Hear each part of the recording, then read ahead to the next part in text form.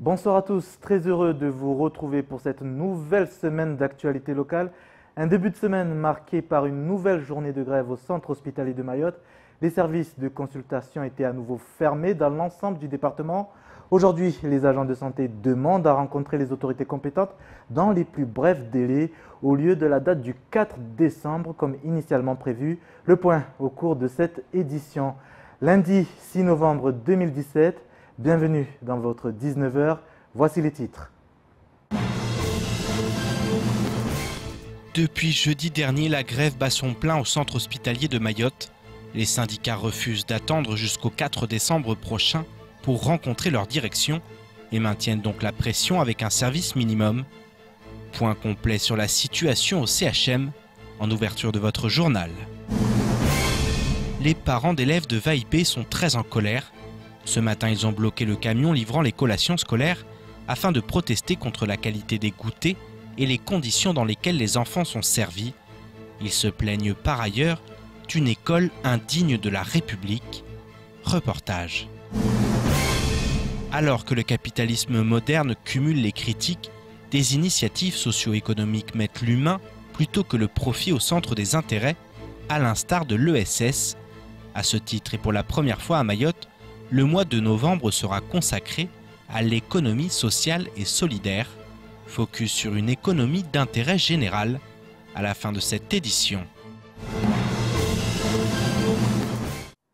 En santé, le bras de fer continue entre le personnel médical local et le gouvernement. Troisième jour de grève ce lundi au centre hospitalier de Mayotte.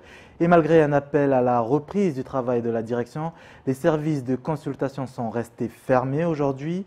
Aujourd'hui, justement, les agents de l'établissement de santé demandent d'avancer la date de la rencontre avec les autorités compétentes prévue le 4 décembre prochain et réclament un référent direct de l'ARS à Mayotte. Reportage. Des salles d'attente quasiment désertes et des portails à nouveau baissés. Ce lundi, seules les urgences assurent le minimum vital. Et pour les agents grévistes du CHM, le responsable de cette situation est tout trouvé. S'il faut pointer du doigt, ce ne serait pas envers nous, les représentants du personnel ou les agents qui grèvent, mais le gouvernement qui fait la sourde oreille. Le gouvernement qui nous divise, nous, entre agents au CHM. Le gouvernement qui ne réagit pas face aux problèmes d'ici et qui nous divise entre ici et La Réunion. Donc, on comprend la nécessité de leurs soins et c'est bien pour cette raison qu'on se bat. Une journée, une fois de plus, fortement perturbée dans l'ensemble des établissements hospitaliers de l'île. Malgré une rencontre prévue le 4 décembre prochain, les services de consultation sont restés fermés. Pour le personnel de santé, il s'agit d'un rendez-vous beaucoup trop tardif. C'est du mépris. Parce que si les assises passent là, c'est maintenant qu'on décide le budget. Je pense que avant de décider quelque chose pour Mayotte, il faudrait parler avec les concernés. Et on n'en a pas parlé. Et je pense que ça va être encore, on en parle avec les Réunionnais, qui ne sont pas nos soeurs ni nos frères. Parce que l'ARS qu'on a ici, c'est l'ARS de la Réunion, mais pas l'ARS de Mayotte.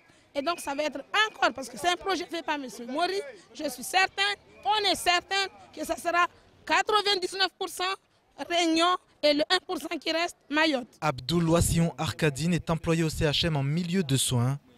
En 18 années de service au sein de l'établissement, le constat est sans appel.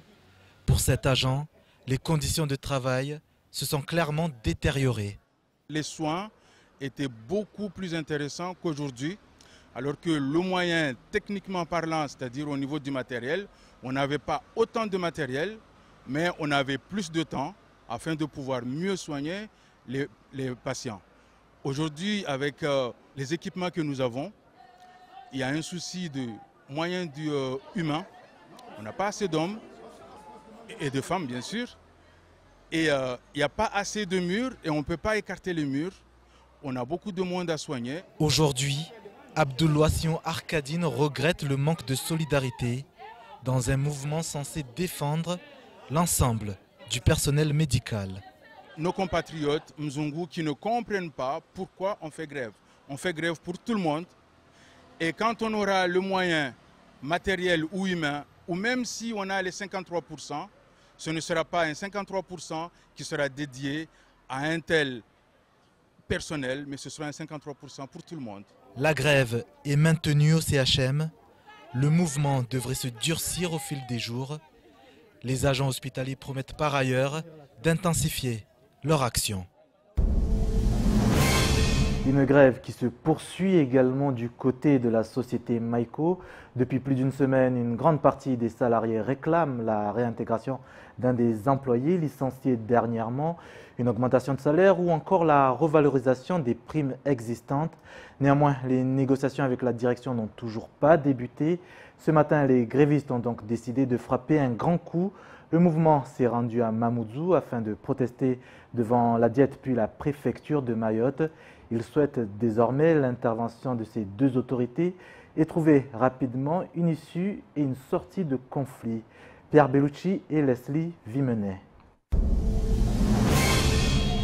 Las de rester devant leur piquet de grève situé à Longoni, ce matin, les grévistes de la société Maïko ont arpenté les rues du chef-lieu.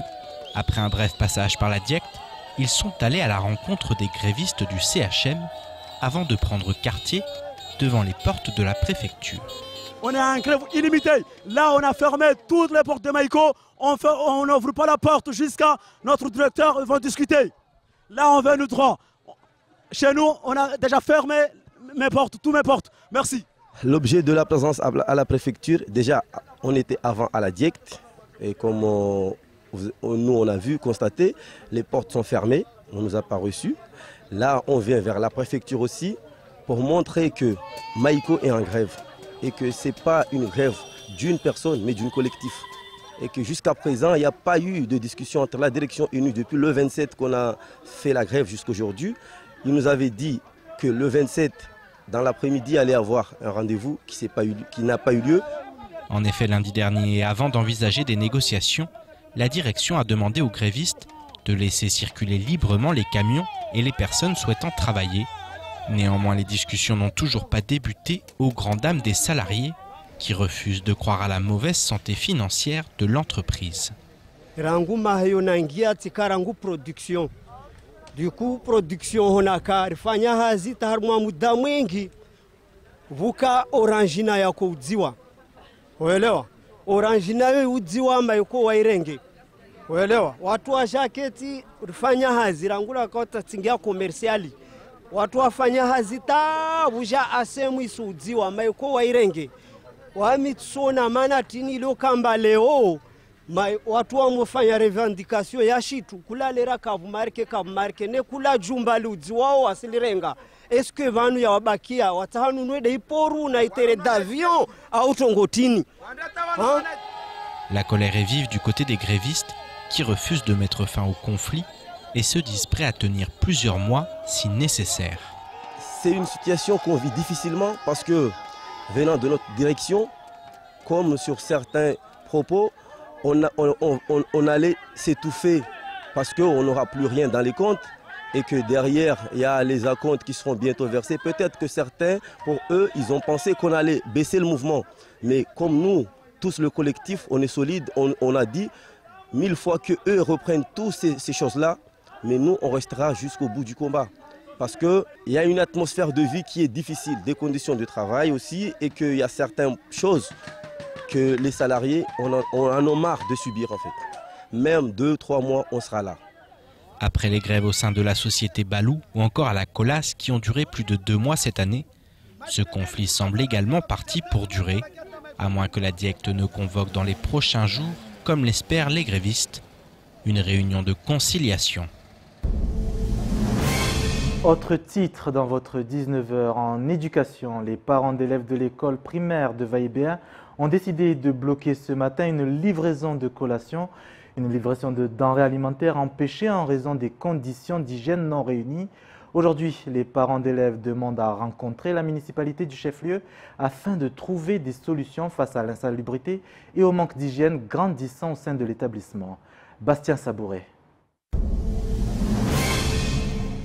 Dans la cour d'école, des parents d'élèves. À l'école de Vaïbéen, on est venu ce matin protester contre les conditions de ravitaillement des enfants.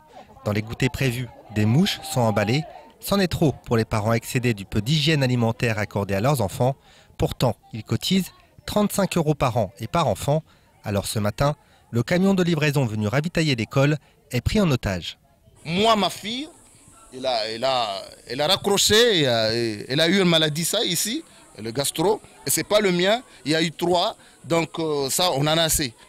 On en a assez, on veut avoir une solution sur ça. La poussière single jifu, anatasanga jamani jifu single hingali mwa izigute zao zikasi normali, maana deja ngute sila harma nyungia bardi zingia harma gari amba gari lo tena kalisi gari lo amba la bardi be gari mkina aménagement deja wapo ili zinruzo sipana mane ishofashu tel gari tahongia honu zinruzo simenyeha zahijotia tena honu zibaki harma wanga harivani vua zayo jua layo dazi parovani wanata wahijo paravani tena wali kama tutazilo kama sabo mzi azinyanyoto avo microbutu halezlo vavo wasika stengo eni ristar fanyo nyumba ambaye garle himotiones gute nguteza sutula zikuvurwa kasinge microbu jwa kasipare jwa kasilipare. L'alimentation laisse à désirer, mais ce n'est pas tout. Dans les salles de classe, les étagères remplies menacent de laisser tomber un objet sur un écolier.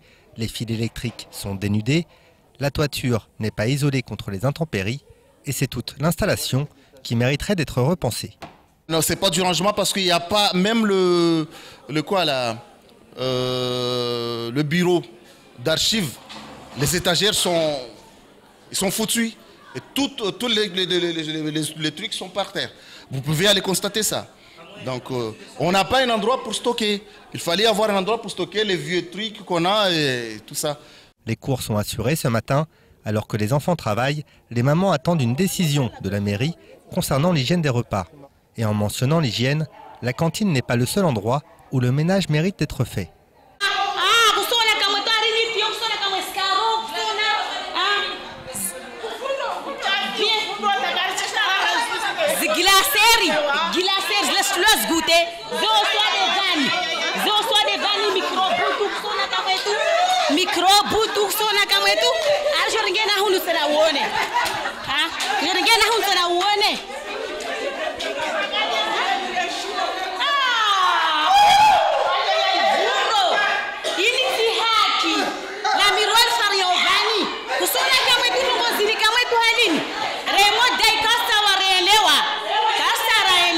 Il y a quelque temps, la mairie avait déjà répondu à l'appel des parents en colère et une réunion a même été prévue. Seulement, personne n'est venu ce jour-là au rendez-vous. 500 enfants sont scolarisés ici à Vaïbéen. Délégués et parents d'élèves ont décidé de garder le camion immobilisé jusqu'à ce qu'il soit assuré que la mairie de Mamoudzou les ait bien entendus. En politique à présent, le parti La République En Marche se structure à Mayotte. Une équipe de 7 personnes a été constituée pour travailler en étroite collaboration avec la référente locale du mouvement, Amina Ariti.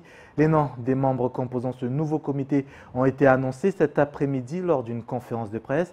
Une délégation où l'on retrouve des personnalités politiques issues des 4 coins de l'île, à l'image notamment d'Aruna Kolo, maire de Mtsamboro, Muslim Abdourahman, maire de Bouéni, Mohamed Mandjé pour la commune de Mamoudzou ou bien encore Hidaya Mahafidou pour Chirangui. Cette dernière justement nous présente ce nouveau bureau du parti présidentiel au niveau local. Nous avons des personnes du civil, hein, et puis des responsables de la vie politique, et puis le regard de tous, je pense que effectivement c'est la démarche qui a été recherchée. Structurer ce parti à Mayotte, ça permettra justement de donner la parole et de pouvoir remonter les choses, bien sûr via nos parlementaires, pour pouvoir remonter les informations à l'État. Chaque responsable doit constituer son équipe avec des hommes et des femmes très motivés et qui se sentiront parfaitement impliqués dans la vie quotidienne des Mahorais. L'objectif, c'est de travailler avec les citoyens, c'est de partir sur de nouvelles bases. Et au fur et à mesure que nous montrons des équipes, les idées viendront et la structuration se fera. Et c'est vrai que ça prendra le temps que ça prendra, mais au fur et à mesure, ça sera un travail qui sera beaucoup plus constructif, des propositions qui seront certainement beaucoup plus intéressantes qu'on pourra mettre en place. Tout reste à faire. Un peu de légèreté à présent dans votre journal par le biais de la culture. Et cette grande tournée prochainement dans votre département du spectacle Wallé, un spectacle de danse produit par l'association Hip Hop Évolution. Présentation de cette grande tournée locale avec l'auteur, le danseur, l'interprète de ce spectacle. Place à l'invité de la rédaction. Bonsoir Hassan Mohamed. Bonsoir. Plus connu bien évidemment sous le nom de scène AC. Alors une grande tournée, une première pour votre association justement. Vous allez dans quel état d'esprit? Oui, une première à Mayotte parce que sans rappeler qu'en septembre il y a l'un de nos créations, Utungu, qui a fait une belle tournée à Métropole avec 10 dates. Donc voilà, à Mayotte c'est une première dans la mesure où en tout cas spectacle produit par Hip Hop Évolution. Ça nous charme, ça nous excite parce que c'est un truc assez intense, que ce soit pour les danseurs mais aussi pour l'association, parce que ça demande vraiment un dispositif au niveau organisationnel mais aussi au niveau des danseurs, au niveau physique assez soutenu pour pouvoir répondre à toutes ces dates. Alors des chorégraphies notamment travaillé avec Elena Bartuzzi, création musicale Loïc Leocadi. Quel univers allons-nous trouver durant cette tournée? C'est vraiment quelque chose, en tout cas le spectacle est très très touchant parce que ça part de 4 amis qui vont faire un long voyage où on retrouve la sensualité, on va pas dire du corps mais presque, mais aussi la lourdeur du poids de la vie. Mais j'en dirai pas plus que concernant le contenu, mais en tout cas c'est un spectacle très très coloré, très très divers, côté musical, côté mouvement, et ça correspond à une demande que nous on a ressentie tout au long de notre parcours depuis 2010 avec l'association.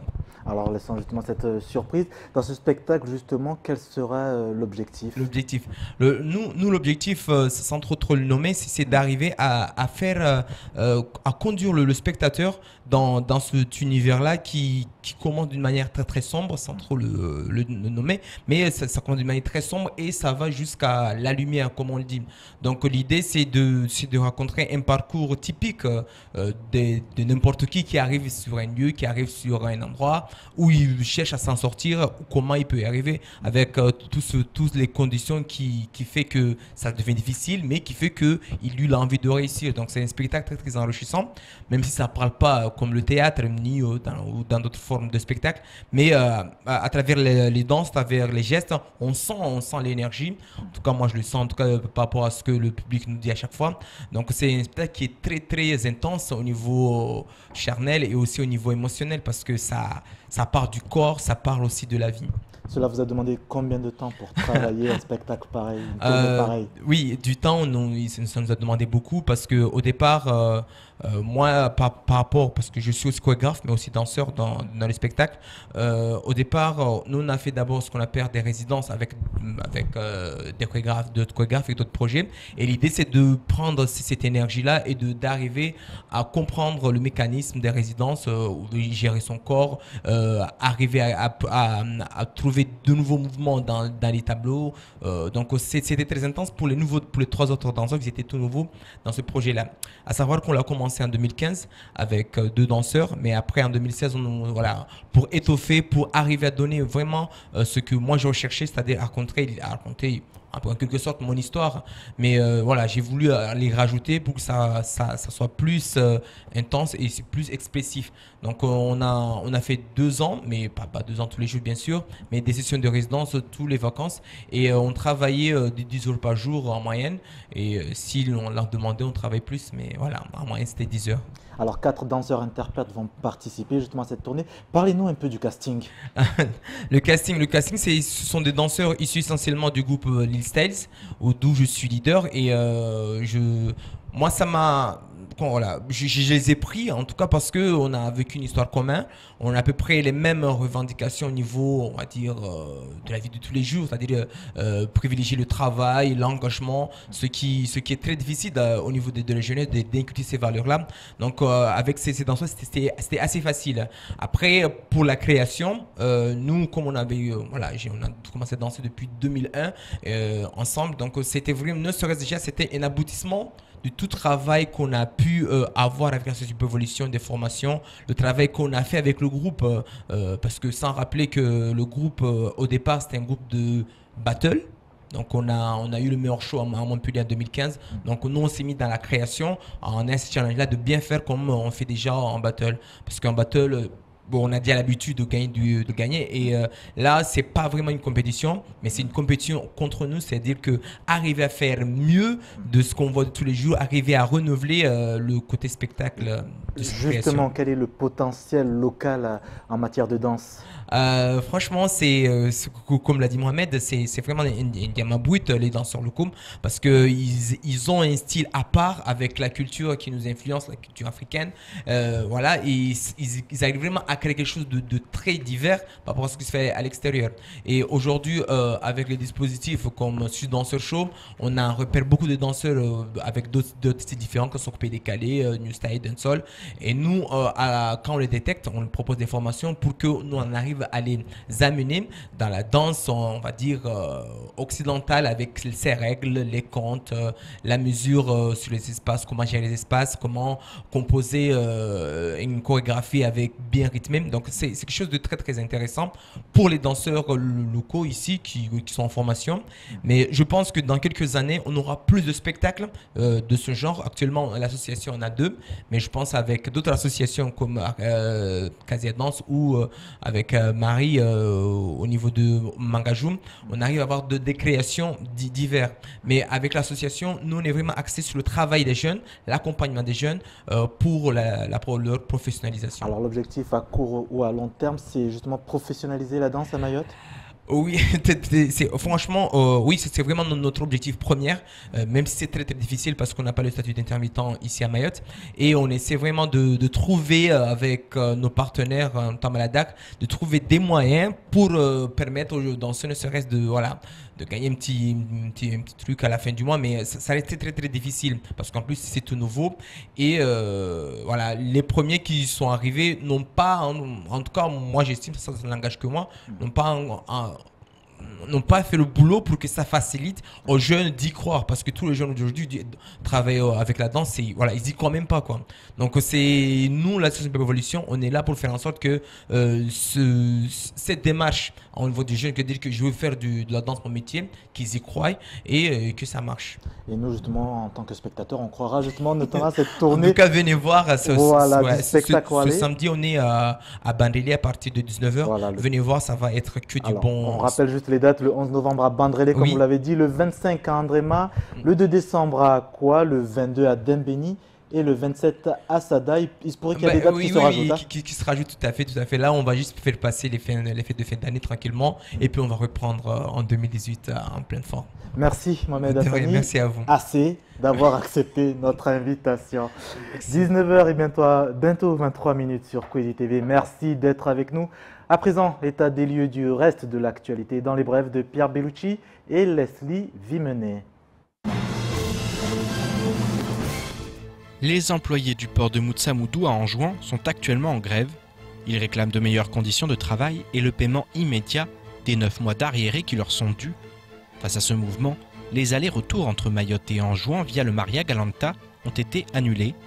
Les étrangers en situation irrégulière sont actuellement reconduits à la frontière par voie aérienne. Pour ce faire, la compagnie mahoraise EWAER a annoncé qu'elle annulait tous ses vols en direction de la capitale malgache Antananarivo à compter du 1er novembre.